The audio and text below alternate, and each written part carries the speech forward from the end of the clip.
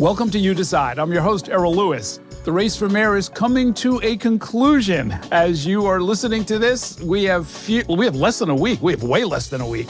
The early voting period is on, and so hundreds of thousands of people have already cast ballots, and it'll all be over on Tuesday, November 4th. Currently, the Democratic nominee, Zohran Mamdani, appears to be holding on to a lead, but seeing that lead shrink. We're going to get into some of the polling numbers and talk about what they mean and don't mean. Governor Andrew Cuomo very much still in the fight, even after he was trounced in the primary. There's a Republican candidate, Curtis Lewa, who's been a guest on this podcast and has found himself being taken more seriously than ever. He is very much in the fight as well. So what is going to happen? We don't do forecasting. As the name of the podcast indicates, you decide. This is up to you, but we want to talk about some of what is going on. And for those of you who have not yet decided, maybe give you some information, a little insight, and a point of view to help you make your choice. Susan Kang is a regular guest on the New York One program Inside City Hall that I host 4 nights a week. And she is a political science professor, an associate professor of political science at the John Jay College of Criminal Justice. That's inside the City University of New York. She teaches, she does research. Her focus is on human rights and social movements. She has also been a member of the New York City chapter of the Democratic Socialists of America, the DSA, since 2017, and she has served in various leadership positions within that group. She is apparently also the co-host of a podcast. I did not know this. A socialist politics podcast called Left on Red. I got to check that out at some point. But thanks for coming in. Very good to see you. Thanks for having me.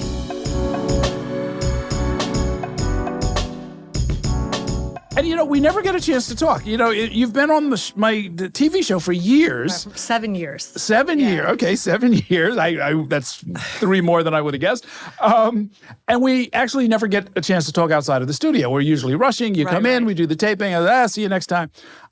Let's start with your background. Tell me, I've pieced this together, because in little bits and pieces, I've sort of picked up some of your biography, but you actually served in the military. Okay, yes. So I technically did. My very first semester of college was at the U.S. Air Force Academy.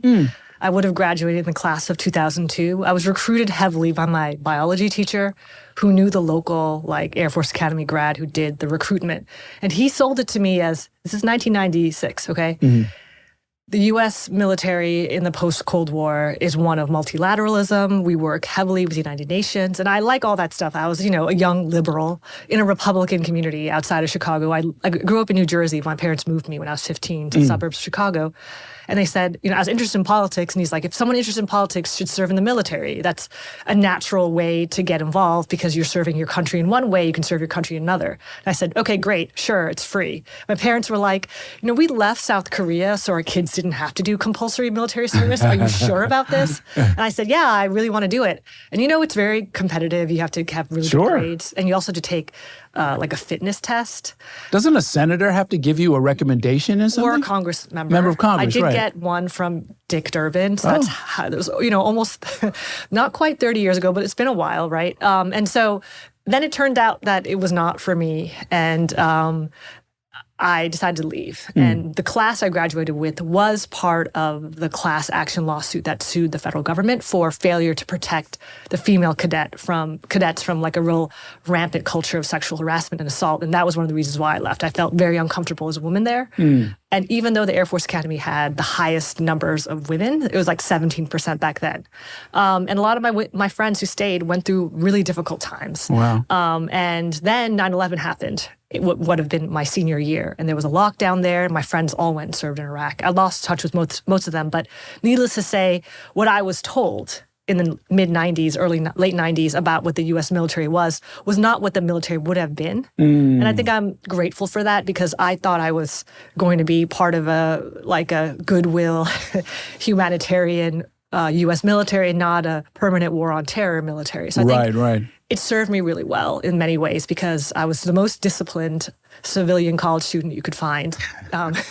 You showed up on time. Right. I still wake up really early, and I've taken, physical fitness very seriously since then.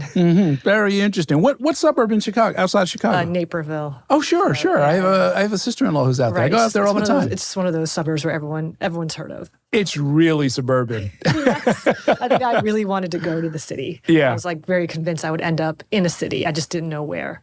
Very interesting. Very interesting. Do you go back there at all? My brother lives in the west suburbs, but I don't go there. Often. It's kind of nice. It's not a bad place. Chicago is like a nice city, and it's very American in a way that feels different than New York. I mean, and Naperville is just far enough away that you're not in the city, but you can get there in less than an hour. Yeah, right. It's actually a about 100,000 people or so. Yeah. And it's got a lot of it's very iterate, like a lot of people moving in and out. So yes. my family fit in very well there, and we didn't fit in very well in Monmouth County, New Jersey. So interesting. It was a very different, I guess, social world. How did you find your way into political science? So I think I always liked politics, and I was trying to I tell young people today, what I got to do when I was in high school to volunteer was that they were looking for volunteers at the DNC. So they were looking for teens to volunteer at the Democratic National Convention in Chicago in '96. My parents said I could do it. And I read primary colors as all teens do. And I was curious about, electoral politics and Bill Clinton. And, my whole life, there had been Republican presidents since I could remember. And I was, my parents are from South Korea. My father would always tell me about the U.S. and the Korean War. So I'm the only one of my family who thought it was interesting. My brother and my sister don't care about politics the way I do. So plus, I try to tell my students today, I didn't have the internet. So if I was bored, I read the Asbury Park Press, the local paper. And, the first Gulf War happened when I was learning how to be aware of myself in the world, and the Cold War ending and all this other stuff. And so that always just stuck out in my mind as interesting. So I guess then I was I'm going to study political science once I left the Air Force Academy. Well, I guess I said I would study it there too. Well, look, I studied political science. I didn't go all the way through and get a PhD. When along the line did you decide, this is it? I'm really going to go as deep into this as I can go? I guess most people who study political science go to law school. And I was I don't think that's for me. And it's probably okay that the world has one less lawyer. I have this great luck of graduating college around global financial crises. So the dot-com bubble happened right before I finished college, and it wasn't like there were jobs out there. Whereas in previous years, kids with really good GPAs could go into management consulting or whatever. But instead, all the kids were just applying to grad schools. So PhDs, master's programs, professional programs. Sure. And I was just I really like political science.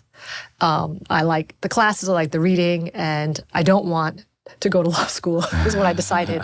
And so I just, I was a nerd. I was close to my professors, and it seemed like the next step. And then I didn't know what I was doing, though. I didn't have friends who were telling me things like grad school's great. All my friends were telling me grad school's horrible. Getting a PhD is a very bad life decision. But you know how it is when you're 21 years old, you think you can do everything. So, yeah. I mean, also, look, I as a graduate school dropout, I can say I didn't leave the program because I didn't like it. Right. I left it because I had something better to do. Exactly. But it's a pretty good life. Where did you go to school? I went to University of Minnesota. Yeah, it's, it's a great way to live during a financial crisis, right? You get a stipend, you take classes, you're hanging out with other people who like the intellectual life. And if I could do that, if I could have done some version of that forever, I probably would never have finished, but they do kind of cut you off at a certain point. What I remember most about that is the graduate students are really at the cutting edge of their field, at least in the social sciences and political science. So you know about as much as anybody in the world at that point about what's going on and whatever your chosen specialty is. And what I also remember was I think I was reading it felt like maybe 600 to 800 pages a week. Yeah. And it didn't feel like a burden. I remember some of those exact articles and books to this day. Right? Oh, sure. There was some part of your brain that was being activated. I was taught international relations from somebody who later became a major player in the Department of Defense under Biden. So I did get a very elite education in many ways because he was one of the few Democrats who was working at the Pentagon during the Bush administration. So, and then my advisor went on to a leadership position at Harvard. So even going to a state university like Minnesota was it was an amazing experience. Okay. So now, with that as the backdrop, let's talk about the DSA and your actual political work on the ground. How does that, I guess, what's your theory of change? Why, you could have affiliated with anybody, with the Democratic Party or with this group or that group. Why the DSA? Well, I was already doing political work through my union. And in fact, my friends like to make fun of me. They're like, you've disliked Cuomo for so long now, because I got arrested with my union when I was pregnant with my second This is PSC CUNY, Yes. the professors? Yeah, I am a member. Right. I teach part-time. So because Cuomo in 2016 tried to cut $500 million, which is, quite a big, like a quarter of the total sum the state gives to CUNY. And Cuomo loved to do this, say the city should pay for this, but CUNY is a state-run entity, and senior colleges are 75% funded by the state. And so he was trying to just do this because he does love to be an austerity-oriented leader. And so I got arrested when I was 7 months pregnant with my second son. Wow. He brags that he's been to jail. He's that kind of kid. So I've always sort of realized, it took me like about a couple of years to say, how come we haven't had a raise or a contract for a while? And everyone just told me, well, Governor Cuomo doesn't really want to fund a contract. And so that's sort of when I became interested in who's this guy who's making things hard for the state. But I was already listening to like public radio. And I remember his first year in office, he passed this austerity budget that led to homelessness and hunger. And I never liked him. He felt bad to me, like not a good guy. And so that's how I got involved in like paying attention to state and local politics, because I was like, how come I haven't gotten a raise? Like none of us have gotten a raise the whole time I've been here. And here I am. I've got 2 young kids, that kind of thing. And so that's how I became interested in state budgets. But I met DSA folks during Occupy. So I went to Occupy as a researcher and somebody who was curious about the Occupy movement in 2011. And back then, DSA was like a group of mostly young men who read like left-wing texts in Brooklyn. And I was like, well, I do that for my job. I don't need another reading group. So I didn't want to join, although I met a lot of the folks who I would meet later on, who were just sort of like, had been members for a very long time before the organization took off and was able to create the momentum it got in, like, I guess I call it the Trump bump, so 2016. And so, and then when I was living in Queens by 2013, and when Trump was elected, I became one of the many, many hundreds of thousands, if not millions of Americans who said, well, voting is fine, but, now I have to get involved in politics in some way as just a regular person. And so I joined like everything. Like I joined all the mailing lists, and DSA was one of them. And but that one stuck, it sounds like. Yeah. They asked you to do more, maybe. Well, for a while, it wasn't clear what the DSA was going to do. Like it was a group that had been kind of like a small group that mostly did political education and maybe had folks who were interested in union organizing. And then all of a sudden, there were hundreds of people showing up to these monthly meetings. And so it took a minute for, I think, the DSA to figure out what to do with this bump in membership. And I remember taking a train with my baby and my toddler all the way to Bay Ridge, because the DSA in 2017 endorsed a Palestinian Lutheran minister to run that seat. Yes. That's actually probably the first time I ever met Zohran, but I didn't register him. I think he was like living in this house, and I asked, can I change my kid's diaper? And then, later, So anyway, so that was my first exposure to him. And I door knocked in Bay Ridge because I was like curious about this. I did some other stuff, but everything was happening in Brooklyn. Right. And that's annoying if you have kids and you live in Queens. Right. And then, fast forward a couple months, we're meeting this young woman called Alexandria Ocasio-Cortez, who's running in what's my congressional district. And one of the things I'm doing, because I'm doing everything, like I haven't figured out what I want to do yet, is I'm trying to organize my neighbors against my IDC senator, who is the late Jose Peralta. Yes. And so I was organizing and working with people throughout the city to do that work. So I was, all of a sudden, we met this very talented, very impressive young woman, but we were just like, Crowley? We're like, okay, you know what? Let's talk to our neighbors. It's just another way to organize. And we didn't realize when we endorsed her in April of 2018, so we endorsed quite late, just how much of an earthquake that was going to be. Sure. No, I mean, look, she won. In fact, I mean, I was looking at some national figures. There was an explosion in the number of declared socialist candidates and office holders after she won in 2018. I mean, it went from like 13 nationwide to over 250 at this point. Right. And then just a lot of people in general without political experience wanted to run for office as well. Yeah, she drew a lot of young people into it. So it wasn't just ideological. I think it was just a lot of people were like, let's bring in new leadership. Sure. Yeah, so, you know. And this is, and look, it's partly social too, right? I mean, this is something folks who don't do protests or haven't been part of a movement don't fully understand, is that it becomes a lifestyle, right? I mean, you make a lot of friends, you meet some people, some people pair off and get married and have kids and all that kind of stuff. There are a lot of people who already had connections, but then continue to have them through DSA. I mean, I've met so many young people who are not as young anymore. Some of them are pushing 40, but when I met them, I was like, you're such a adorable little baby. I met a lot of these people, and we've organized and we've done things like we fought against the Amazon HQ in LIC, which in retrospect, thinking about the way that the COVID shutdown happened was probably for the best because it never really quite worked out in DC either. And then, you know, we had the Tiffany Gabon campaign, which was where I first really worked with Zohran. She came within a few dozen votes of becoming the Queens district attorney. Yeah. And also in retrospect, you know, I think it would probably have been very hard to be the district attorney during the COVID pandemic and during Black Lives Matter. So now she's very prominent in the council. So all the things that's like, you know, you have to be philosophical when you're involved in politics. You lose a lot, but even the losses are meaningful and add up to things in the future.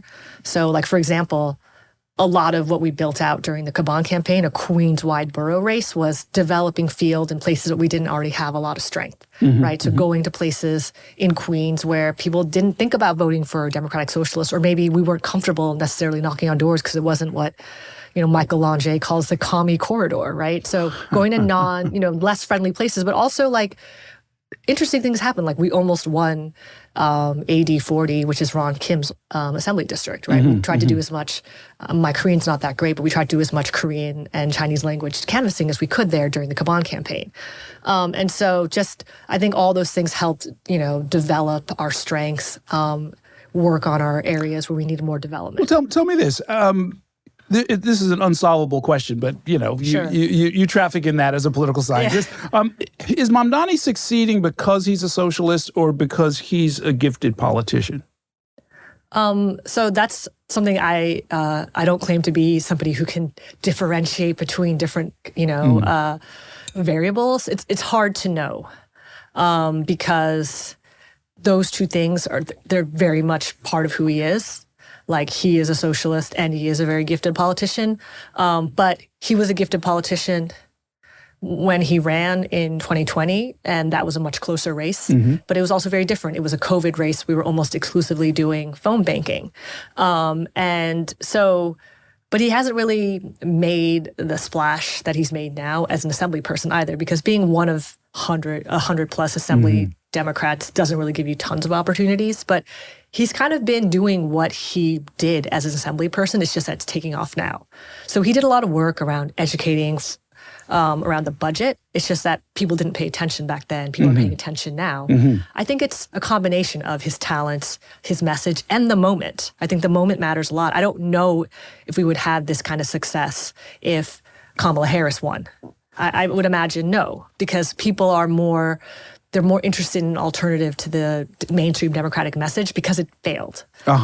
Interesting. Is his political, to what extent is his political success due to the DSA? And I understand as a member of the organization who helped build the organization, you're maybe going to be inclined to think that way. But from the outside, I see 11,000 members of the DSA, and I see something like 90,000 people who have signed up to volunteer for the campaign.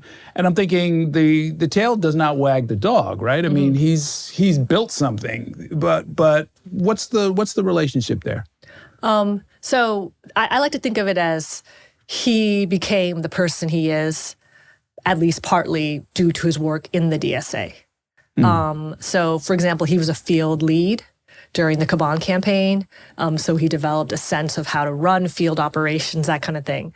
But, he is the person he is prior to working with us as well, which is, somebody who probably had a deeper, more sophisticated understanding about politics because his father is a celebrated professor of politics who, when I first met Zohran, I was like, oh, I wonder if he's related to Mamdani, or is that just a common last name? I didn't ask him. Interesting. But of course, I was familiar with his father's work. So I think it's one of those things where I don't know if we could have a runaway success for somebody who occupies this ideological position without the organization. But the organization is one of many very important ingredients. Like day one, his endorsers included a lot of community organizations that draw on, various immigrant communities and communities of color where we don't have the same strengths. And I think they matter as well. Sure. Right? Making those connections, right, with South Asian, with Latino, with East Asian communities is also really important for his coalition. And also him being a young person who's very social media savvy,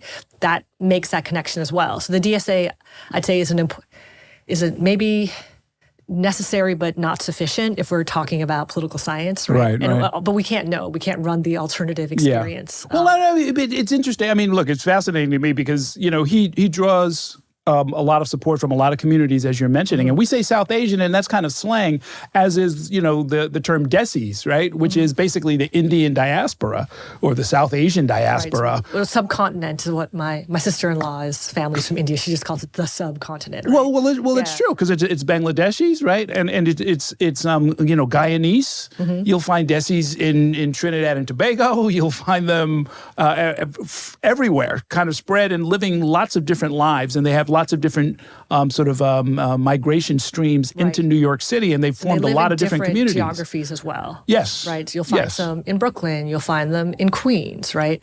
You'll probably find some in the Bronx as well. Like they live in all different communities. And one of my students once told me, he's like, "Oh, there's a different vibe in Brooklyn. Like the South Asians there are not as chill," is what he told me, as the ones in Queens. And I was like, "What does that mean?" He's like, "Just don't worry about it." That's what he said. If you have to ask, you'll never understand. But it's one of those things where we have a lot of young kids. I don't know. I call them kids, but they're adults. We have young adults in DSA who love to look at the data. And one of the things that they found is that one of the communities that's very reliably supportive of DSA candidates, which is not to say necessarily DSA or DSA ideology, but DSA candidates are Bangladeshis. And so they come out very strong for our candidates. And I think about why. Part of the reason why is that they're a more recently arriving community. And so maybe they're not as integrated into party structures the way, for example, like Caribbean diasporas are. They might have more familiarity and less fear of left politics than other diasporas might. Sure. And then they also happen to live very adjacent or deeply integrated into this quote unquote commie corridor, right?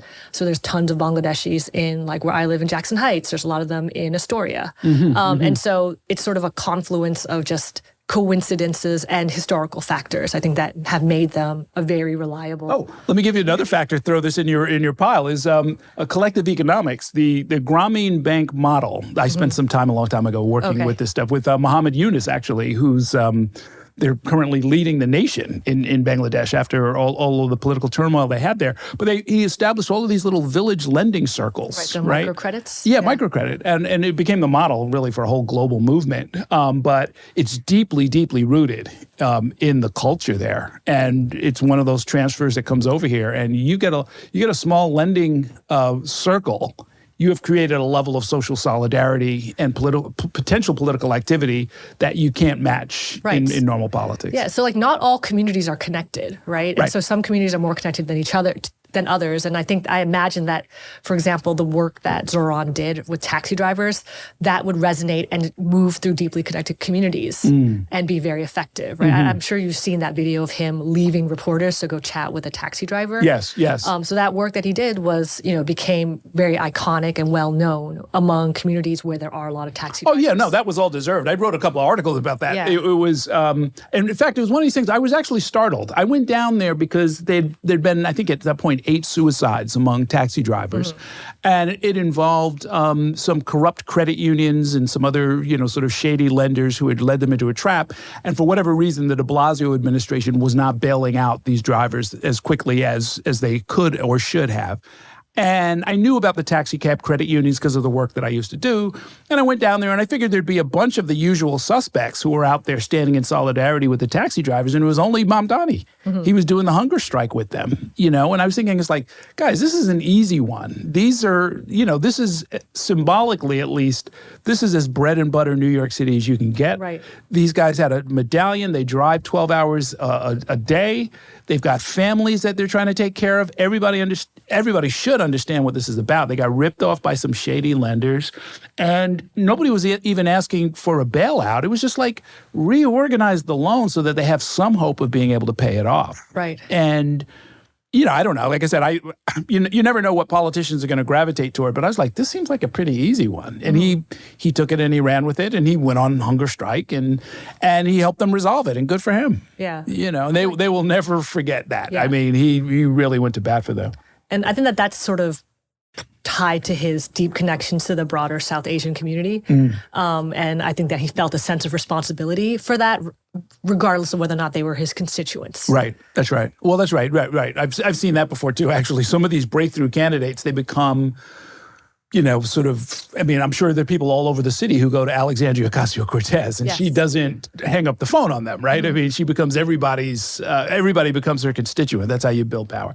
Let's talk about the polls. There's some recent polls that come out, and since you're a political science professor, you know how to break these things down, even if it wasn't your specialty. The Quinnipiac poll, among Democrats, 59% back Mamdani, 31% back Cuomo, 4% back Curtis Sliwa. Among Republicans, 45% are with Cuomo, 44% with Sliwa, 5% with Mamdani. So there's clearly a heavy skew here. Among independents, who, by the way, outnumber Republicans in New York City, 34% are with Cuomo, 34% are with Mamdani. So they're splitting the independents.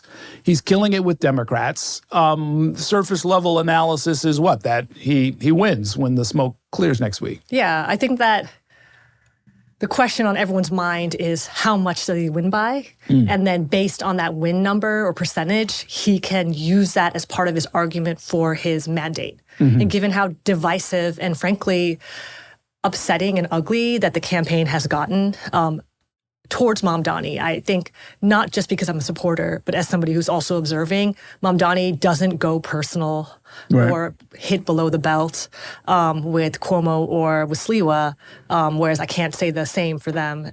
Cuomo really is doing everything he can to dig into what political scientists call this explicit racist appeals, right? Because typically people do implicit because that's a little bit less obvious. So I was actually reading an article on this. Voters are more likely to respond to explicit racist appeals when they themselves feel insecure and threatened. So Cuomo is both making the explicit appeals and he's creating the threats. So, which is, I think he's a really smart guy. Cuomo, when he's at his best, he shines, right? He's making everyone feel who listens to him, unsafe and, we have to worry about safety. And then he's saying, this is a guy who's gonna, he doesn't say explicitly, but doesn't disagree when someone says he'll cheer another 9/11. So, yes, I think that that's a question. He has a very ambitious agenda, one that requires a lot of cooperation from the state. To be successful, a lot of buy-in from the general population. And I think that the numbers are going to determine how strong that argument's going to be. But that said, I once had a fundraiser in 2020 before the pandemic. So it was January 2020. And one of the things that Zohran said was that I'm not just going to become a politician who goes to Albany. I see myself as an organizer, and I continue to work that way when I go to Albany. I'm going to talk to people, get them to mobilize, agree with me. And so I think he'll continue on with that, which is that it's his job to get the buy-in, to develop the mobilization. I don't know if you listen to his speeches when he talks about this, but he says the fight is just beginning. So in his mind, 365 days a year campaign, right? To win the things he says, you have to continue this model and to mobilize those 90,000 folks that he's brought in. And it's an ambitious agenda, but I don't think he's running on, being realistic. That's what his rivals are running on, right? Like, you can't do this. It's unrealistic.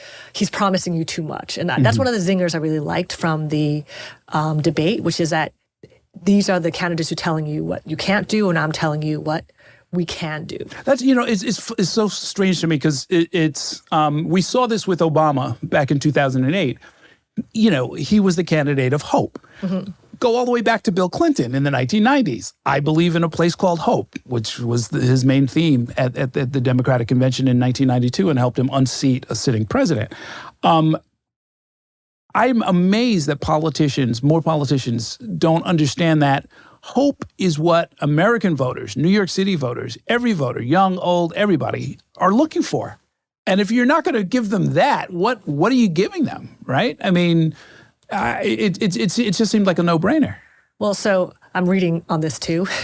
So there's a couple of studies, because I've been looking at why politicians want to stir up fears about crime. Because as you are probably familiar, crime is down nationally, but especially down in New York since it's high during the post-pandemic period. Right. But if you look at surveys, perceptions of fear of crime always up, is always high. up. Somehow Yes, it's higher always. than it has been in the past. So Right. those two things, there's a big gap. And in my mind, part of the reason why that gap exists is because of people like, Eric Adams is like, I'm going to make New York City safe again. And then, I was one of the few people who listened to all 17 minutes of Cuomo's announcement, right? And I couldn't do it at once. I didn't recognize the city he was talking about. Right. Yes. He described something like out of Mad Max. Yes. Right. So Cuomo's whole impetus, I'm going to save New York. And I have an image of bad old days, post-financial crisis New York with graffiti all over the walls and subways. But I just walk around and everything's pretty nice. The worst thing that happens to me is I might step in dog poo. Right. Right.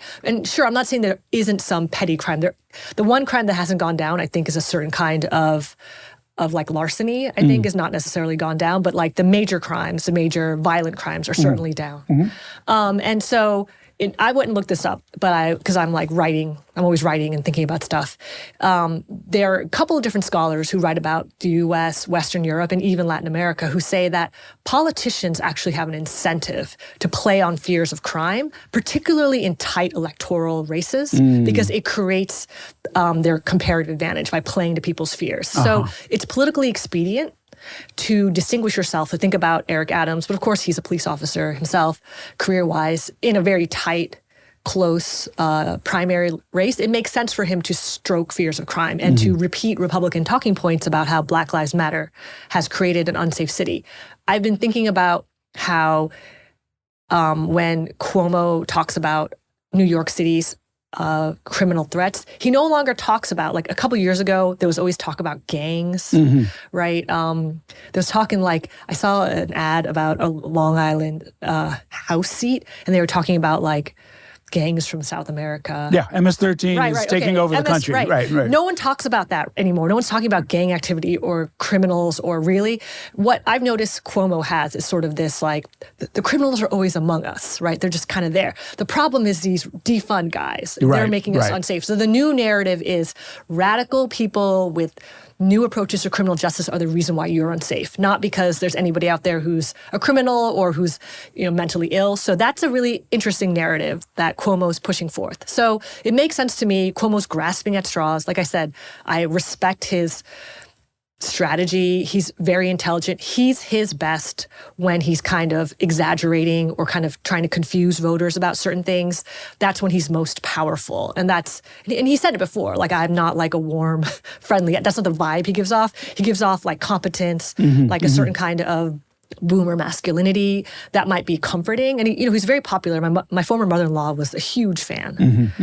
So that when Ron Kim, that news came out on The View, she texted us and said, is Ron Kim IDC? Because she couldn't believe that somebody would criticize her beloved Andrew Cuomo. And so there's something about Andrew Cuomo and his very successful COVID era daily briefings. Well, when there was real danger, right? Where Objectively, right. Very much created a strong emotional bond, particularly I think it was like, she's a white woman from the Midwest, but she lives in New York now.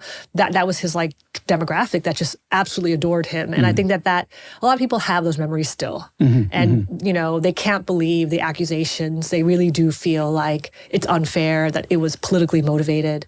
And so I think he knew that and recognized there was a potential for him to take that lane. And I do think that there, you know, things around like Me Too, everything is kind of cyclical, right? Yeah. So people feel like, you know, oh, Me Too is very important, or they might feel like, oh, you know, we really just want jobs. And I think he saw himself having a moment where, you know, in this post-pandemic period, and like with the rise of the alt-right, there was definitely space for him to sort of rehabilitate himself, despite the credibility of the accusations. Yeah. Have you seen? Did you see the racist ad that the Cuomo campaign released and then pulled back and then tried to disavow? Yes. That is, you know, somebody at some point should do, you know, sort of second by second an analysis of it, because it describes AI what you're too, talking right? about. Yeah. Oh yeah. So it was purely imaginary, right? Also, every single scene, right, had been the result of a prompt. So the fact that like there was a man stealing something off a drugstore shelves, then he put on keffiyeh first. And I was just like, somebody. No, it's wild. It's wild. And then also like the sex workers in the back of the car, one of them had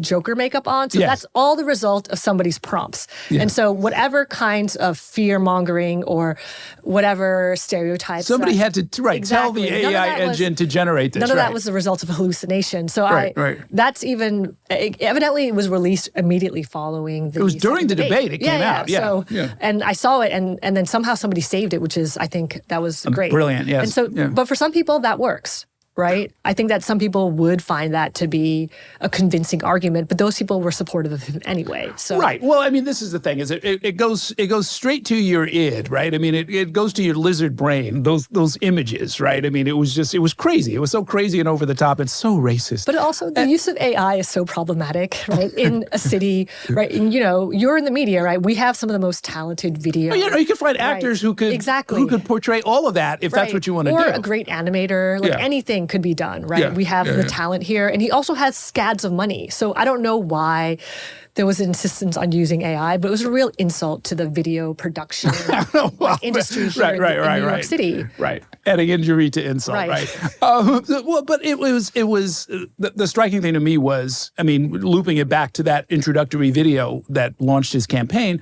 I think I asked him this, and I asked a couple of people. You know, it was sort of a hypothetical, but it's like, if the city is not going up in flames, if we are not under siege from, you know, rampaging hordes of criminals, do we need this guy? You know, and that was a way of trying to say, like, there's other things that are going on in New York. You can't seriously think that this is all you're going to talk about. I raised the same issue with Curtis Sliwa. I was like, look, dude, I mean, like, you know, I was here in the 70s. Yeah, it was pretty bad, but it's nothing like what you're describing. And where we are now even is not as bad as it ever was back then. So this isn't Gotham City. Right. So like, you know, once people realize that you're exaggerating, you've kind of lost credibility that you'll never get back. That's true. But I think that he was speaking to those who feel that way, regardless of what the stats say. Maybe that's what he figured his key demographic would be. People who are scared of New York, but for some reason live in New York. Ah, funny you should mention that. Let's go back to the numbers. There's a huge age gap. Not surprising. Voters over 65 do not support Mamdani by and large. Younger voters overwhelmingly are with him. The most important issue. Democrats in New York, this is a Quinnipiac poll, they say housing. Republicans and independents are saying crime. You know, there you go. Public safety is the core of the Sliwa argument, but he has to split that vote with Cuomo, right? So this, what did you call it? Explicit racist appeals? Yeah. So ERAs. That's I can send you the citation. Yes, I would love to see that. All right. So in my mind, what's interesting here is if you look at the polling, even when in like March of 2025, crime was actually the number one issue that was polled in terms of New York City potential voters' issues. What I think was interesting is that Mamdani's campaign switched it. he created a narrative that actually the most important thing for you is affordability and housing. And I think that that's a lesson to Democrats. You don't have to be a Democratic Socialist, but you can't just repeat what Republicans are saying. Sure. And then be on the defensive. You have to create your own narrative that's positive about yourself, that creates some kind of idea about why should voters vote for you. And that's another problem with Cuomo, is that Cuomo is just like, he's kind of like playing a more experienced version of Curtis Sliwa right now, but he's not saying what he's doing to make New York City better. If you were to ask someone, why would you vote for Cuomo? They might say, well, Cuomo will do more better on crime, or I like him because he's more experienced. But if you were to ask them, well, what's he going to do to improve New York? They probably won't be able to tell you, whereas Mamdani has his 3 pillars of fast and free buses, childcare, so that anybody with any level of political sophistication can easily understand. And that's right. That's organizing 101. Make it make it easy to understand and sort of lay it out for people. What happens though if Mamdani, the organizer, wants to continue 365 days a year to build power, build political support. But he's also got to make sure the garbage gets taken out. He's got to stop everything that he's doing, as every mayor has to do, and do a briefing about a snowstorm. Or go visit somebody in the hospital because it's a city worker who was either attacked or, fell off a ladder or something like that. How does he make that work? Well, I feel like he's done it in the campaign, right? So, for example, remember how he went to Uganda and the operations continued to happen here. And then when there was the terrible tragedy that happened in Midtown, he was back, he was visiting the families with the police, and then he was working actively to repair his relationships with the police. So I feel like he's kind of demonstrated his ability to walk and, chew gum at the same time. And I'm not part of these conversations, but I'm just hearing about them. He's a transition team, and they're meeting with people, and they're taking names, and they're willing to work with people with all kinds of ideologies around the bread and butter kind of city administrative tasks, right? You don't have to agree with him on a lot of his political goals, for example, to run a sanitation department or to, help with the parks. I think he's looking for the most qualified folks who are looking to work with him, which is why he agreed to say, I would like to offer Jessica Tisch the job of police commissioner, because even though they disagree on so many things, she does have a lot of advantages as an outsider and someone who comes in with a year and a half or so of experience. And so I think that he said things like, I want to have a cabinet of rivals, right? He doesn't want to just have a echo chamber, which I think is, there's a lot of things we could critique Eric Adams about, but he surrounded himself with his most trusted and beloved friends, which I think is great for your self-esteem, but maybe it's not always the best for running a city of 8 million plus people. Would you consider taking a job in the administration? I'm very happy as a University of New York professor, and I hope that, this mayor will fund the City University of New York. I love being a professor. I already have my dream job, but one of my projects is on policing a protest, which was a question, of course, right, that was asked. I think you asked it during the debate. And so if there was an opportunity to maybe offer my own research when it comes to policing a protest. I don't think you're going to get off that easy, Professor. So. If you get a call from the mayor-elect and they say, I need you to help me run this part of city government, I don't know if you're going to necessarily say no, right? Okay, well, I was the chair for a year. Oh, and it was hard. I made mistakes. Chair of an academic department? Yes. No, so I don't feel like that is 1,000 times harder than anything in city government, right? I feel like you could run NYCHA and it would be easier than chairing a faculty meeting. Seriously. I was just it overwhelmed me. I was like, I don't know if admin is for me. I like the freedom. Well, keep in mind, you, as an academic chair, you're dealing with people who have tenure and don't have to do what you say. They don't work for you. They say it's like herding cats. Yeah, it is like herding cats. Full respect to all my colleagues who are wonderful, brilliant, curious people. It wasn't easy. In city administration, even with a unionized workforce, there is a chain of command. There is a hierarchy. People kind of have to take your direction. Anyway, just think about it. Just think about it. I was very specifically, it was said I wanted to be part of any conversations around this SRG reform and policing protests because of my expertise.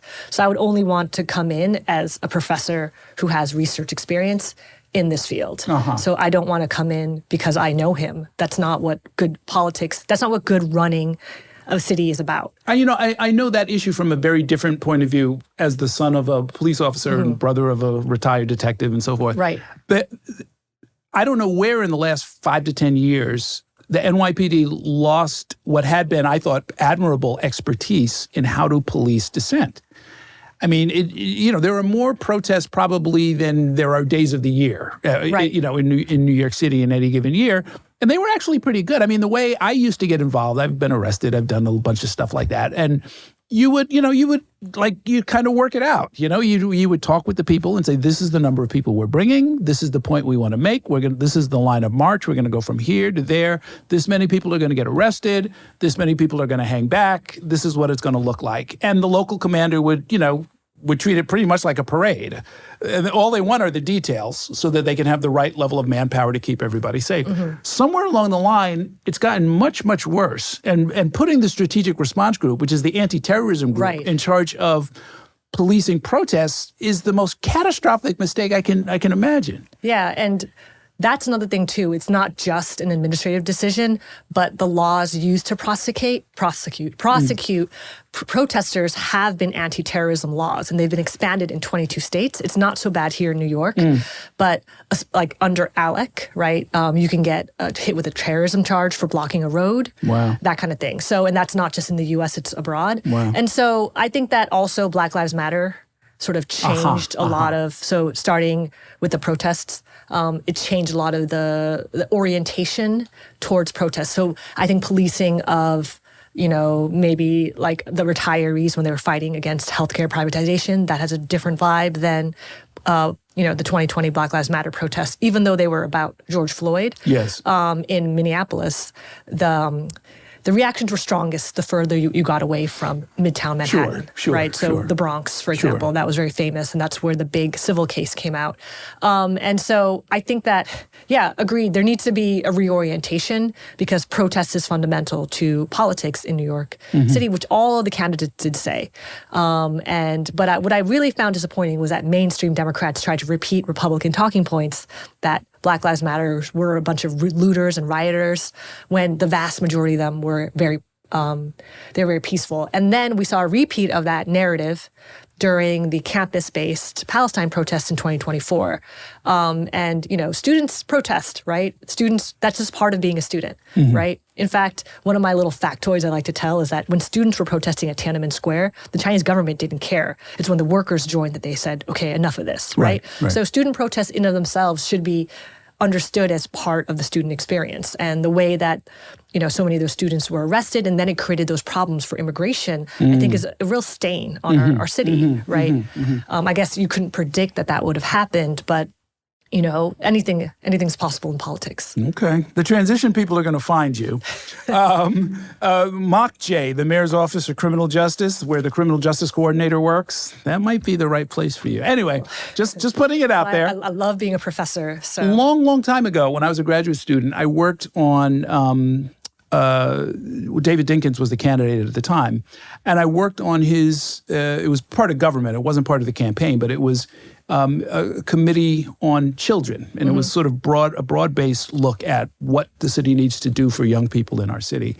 And I worked on it, and I was a consultant. I had a great time, and I volunteered on the campaign afterwards. The campaign coordinator was the volunteer coordinator was Bill de Blasio. Got to know him back then. It's a long time ago. But what shocked me was after he won, and it wasn't clear that he was going to win, but he won, unseated at Koch, and I go by City Hall, and people are walking around with copies of my report under their arm. It wasn't my report, but I just wrote it up. And I was like, I would have taken a lot more time on this if I had known it was going to become city policy. So that's an amazing story. It happens pretty quick. It happens pretty quick. And of course, all of this, the last, 20 minutes, we've been assuming that Mamdani is going to win. Right. If he loses, you're going to have to come back on and we're going to have to go through these numbers all over again. Right? Sure. Right. Well, the one thing that 2016 taught me is that the smartest people in the room can't predict what's going to happen. Polls do hide certain things, right? And so what I what was interesting about the primary is that it hid the younger vote. Yes. Right? That was less traditional. And so we don't know what's going to happen. We're seeing some returns that favor plus 55 voters. My friends and I have been trying to figure out what's going on there, but I haven't voted yet. And the reason why I didn't vote yet is because I wanted the Halloween sticker. I mean, this is a serious thing, right? Like my children. That's how seriously you're taking this. No, Okay. my kids want the Halloween sticker. Oh, okay. Well, that's fair enough. That's fair enough. And then, but then other people haven't voted yet because my phone started blowing up on Saturday because my friends who think of me as a political person who knows a thing or two, yes, they were asking me about the ballot, the proposals. Yes. And because here's the thing, Mamdani didn't say which way he stood because his coalition doesn't have consensus on it. And similarly, that ain't leadership, though. That's no good. Similarly, people are coming to me, and I told them my take.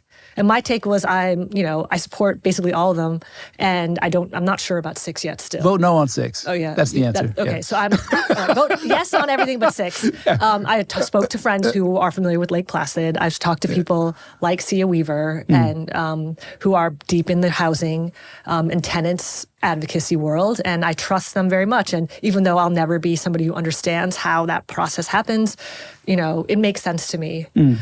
So I'm a vote yes, but people are still fighting. People are yelling at me and sending me angry texts. So there isn't consensus. So I think part of the reason is that a lot of the younger voters are trying to pick which position they stand on in these most controversial, these 2, 3, and 4 ballot proposals, where I think some of the older voters probably are just no, right? Because they tend to be, like if you go to full respect to all my older friends out there, if you go to one of these city, community board meetings, the people who tend to be anti-development are older folks. True. Although that's maybe changing? Coincidence, not correlation. I mean, what I find in my neighborhood, in Prospect Heights, Crown Heights, is that the older folks are ex-Black Panthers. They occupied buildings in the 60s. They were in the Weathermen. They were in SDS. Some of the older ones were red diaper babies.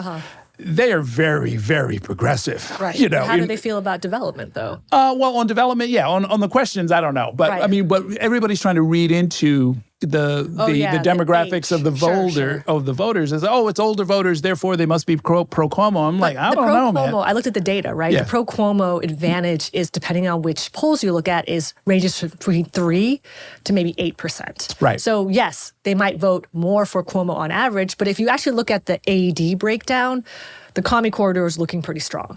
So he's not getting blowout numbers with seniors the way Mamdani is getting blowout numbers with the younger cohort. So even if it skews to be an older electorate, which makes sense in a general election, it doesn't look like there's no universe in which that's enough support for Cuomo, I don't think. Not that I'm not a betting person, so I wouldn't say I bet money, but there isn't likely a universe in which there's so much older turnout that undoes the overwhelming advantage that Mamdani has with voters under 55. Very interesting. Well, Mayor-elect Sliwa is going to be laughing at both of us when the dust settles, right? You never know. Thanks so much. Great talking with you. Great to be here. Thank you.